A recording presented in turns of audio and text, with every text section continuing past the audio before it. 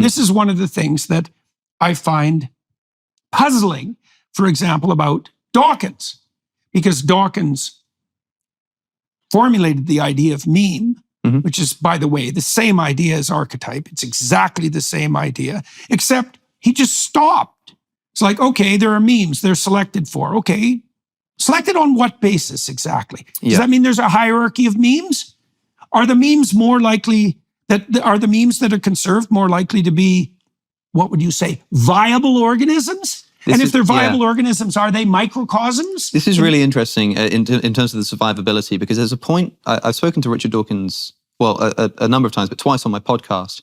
And the second time, somebody pointed out to me that there might be a point of agreement between you two that has been overlooked, which is that, I don't know if you've ever come across the evolutionary argument against naturalism, or the argument from reason, the idea that if you're a materialist, you can't trust your reasonable faculties. So Alvin Plantinga formulated this very well, very, very geniusly, I think, in saying that if you believe that evolution by natural selection happens materially, what does natural selection select for?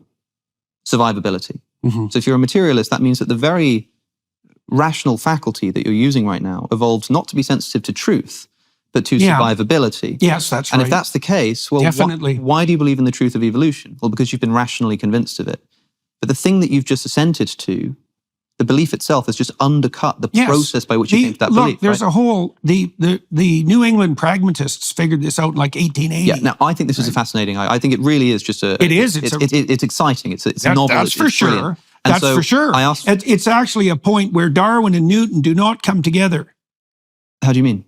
Well, the Darwinian definition of true and the Newtonian definition of true are not the same thing. Here's the thing. You had a conversation with Sam Harris. You've had a number, but one of them, I don't think it was a live event. I think it was before that. You're talking about truth. Yeah, and you're very awkward second talk I had with him. I was extremely ill. It was. Do you know, it was awkward to listen to, because it felt very much like, and I remember at the time thinking, what is this Jordan Peterson talking about? Like, truth is like Darwinian. Truth is about like survivability. What do you mean? Truth is truth. True the way an arrow flies.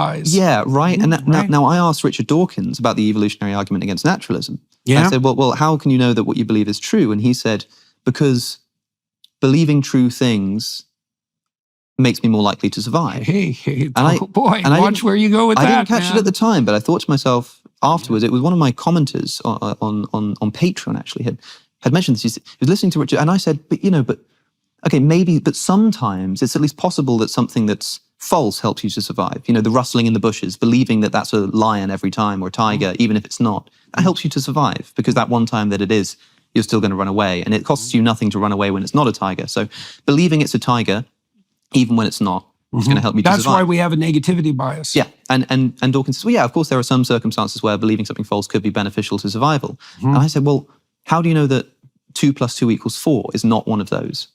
And it seemed as though he was just saying that believing that would not be advantageous to our survival, which might well be true. But if that's the case, then suddenly I'm listening to what you're saying about truth being more sort of Darwinian and related to survivability. And I think maybe you two would agree there. And then I think, well, why is it that when you sit down with Richard Dawkins, you find it difficult to have a conversation with each other?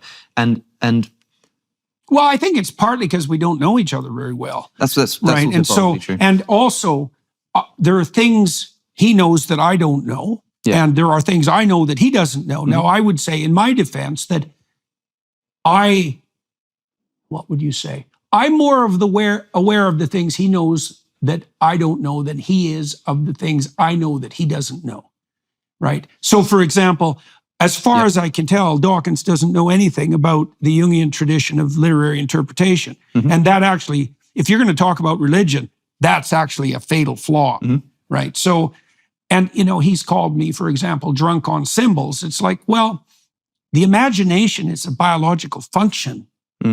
And it has a structure and a purpose, and it has its own logos, its own intelligible order. And if you're not aware of that order, that doesn't make me drunk on symbols. It just means you don't know what you're talking about. Now, that frustration that you appeal to there, when you hear Richard Dawkins, I think Terry Eagleton said that listening to Dawkins on theology is like listening to somebody write a book about biology whose only knowledge of the subject is having once read the Great British Book of Birds. And okay, fair enough.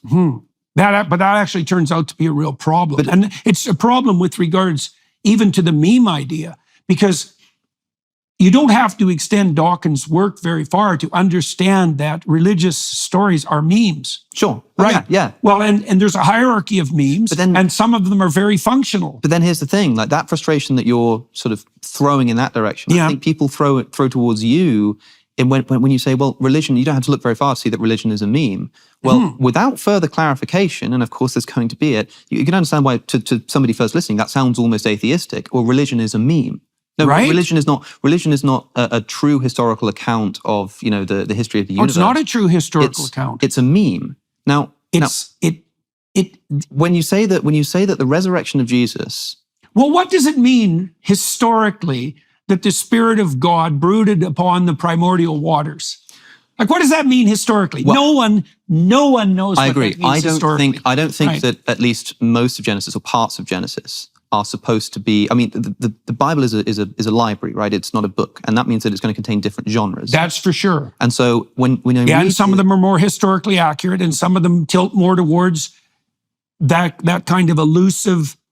I don't mean elusive I mean ALLUSIV. Elusive, yeah, sure. Right? That elusive and symbolic form that characterizes Genesis 1. So because there are different genres here, it depends on what story we're talking about. And I think that what I often observe you doing is we might talk about Christianity, and if you aren't comfortable committing to a historical ideal, you'll start talking about the Spirit moving over the face of the waters, which is obviously a much more mythological ideal, and not quite equivocating them, but moving between them too quickly and not delineating them enough. So if I asked you, do you think that the Spirit moved across the face of the waters, and you said to me something like, I think it's still happening. Right, that is what I would say. I'd say, hey, fair enough. Yeah, no, that makes sense. It always happens. It happened at the beginning of time, and it's always happening. When somebody says, did the Exodus story happen? Did the Jews enslaved in Egypt break free of their slavery and move to the Promised Land across the desert for 40 years?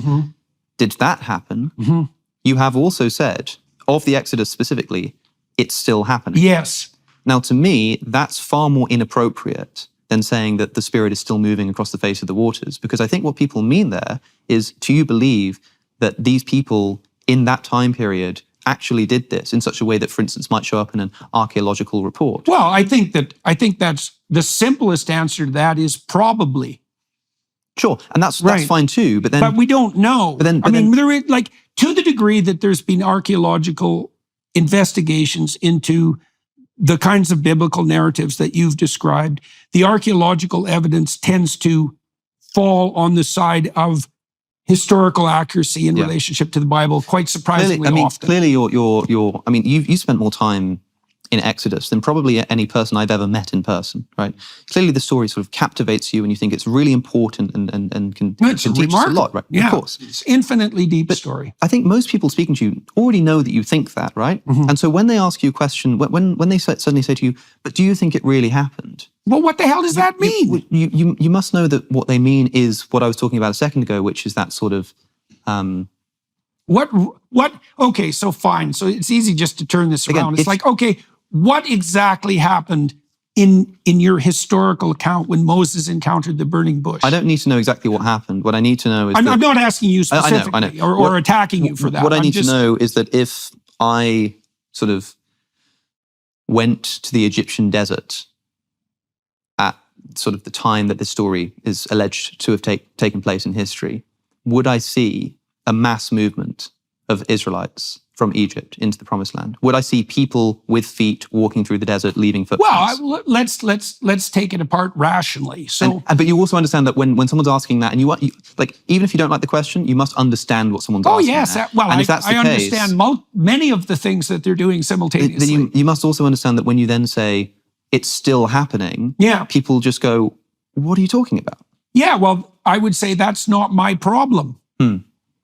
But it becomes a problem when you understand that someone's asking a quite banal historical question. Well, yeah, but you don't get to do that. But why not? Because the stories that you're dealing with aren't banal. I agree, but like so you can't reduce them to something banal, even if it's what would you call it? Even if it's reassuring. This actually happened. Well, then what do you do with the burning bush? So this actually happened. One comparison I would make is between this and talking about fiction more broadly. Yeah. Right. Well, you got it right earlier. I would say you noted that the stories in the biblical library leap across genres. Yes. Right. Well, we know this because sometimes they're poetry and sometimes they're song. Epistles, Yeah, exactly. Like, and so in any given story, there's going to be historical account plus mythological overlay. Yeah. And, you have to be a discriminating reader to kind of see what's different. And you don't just get to say, well, all the mythological symbolism is historical reality. Yeah. It's like, no, it's not. But here's the thing, for example. So like take a piece of trivial fiction like Forrest Gump. Yeah. Right? We say like, okay, but did that happen? Now, I think that what you'd probably say is something like, well, I don't think the events literally occurred, but I think that they obviously get at something that's sort of perennially true about human nature. Exactly. But then suppose I said to you, right. But hold on, they happened. They existed as a pattern. But there's a scene in Forrest Gump when I think he meets the president. Is it JFK at the time? I think he goes and meets John F. Kennedy. Yeah.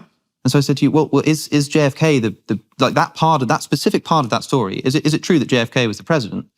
Right. And you would probably just say, yeah. Yeah. You wouldn't say anything more complicated. And even though the subject as a whole of like, is Forrest Gump true? Is Hamlet true? That's a complicated question. Very. But specifically, when I say, but interestingly, there's this little point I want to make in this broader discussion. Do you think that JFK was actually the president? You would say yes. Why do you think it matters to people? Like, I don't know. These are ancient accounts. Let's maybe say that's of the biggest Exodus. problem. Maybe that's the biggest problem that you have with the people who are asking these It questions. is. It's And like, hopefully, what point are you trying to make here? So the point is, I know what the point usually is the people who are asking the question believe that true unerringly means objectively happened in history, like the things that we're seeing right now happen. Yeah. It's like, well, no, so that's not how. That's not what those stories are like. For me, some of it is, but for a Christian, when asking you that, it's probably because for them they have an understanding of Christianity that requires believing in that kind of truth.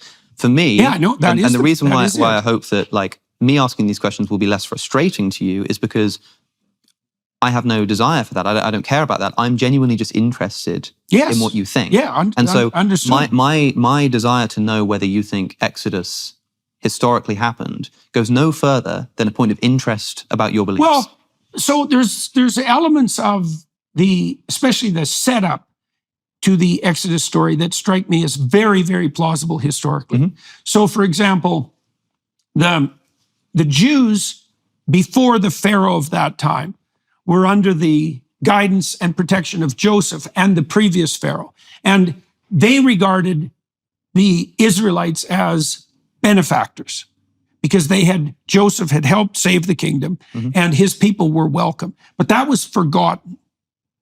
And so the new Pharaoh and the new Egyptians regard the appallingly successful Jews as destructive interlopers and they make them slaves. It's like, well, can you believe that? Well, it happens all the time. Sure. It's happening right now. So it's very to me plausible. that in this particular case, saying it's very plausible is like saying something like, well, yeah, it could have happened. I don't know. Well, I don't know. I don't think anybody knows. So when somebody asks, did the Exodus really happen? That word really, when they say, like, if I just said, really is the crux. If I said, did the Exodus happen?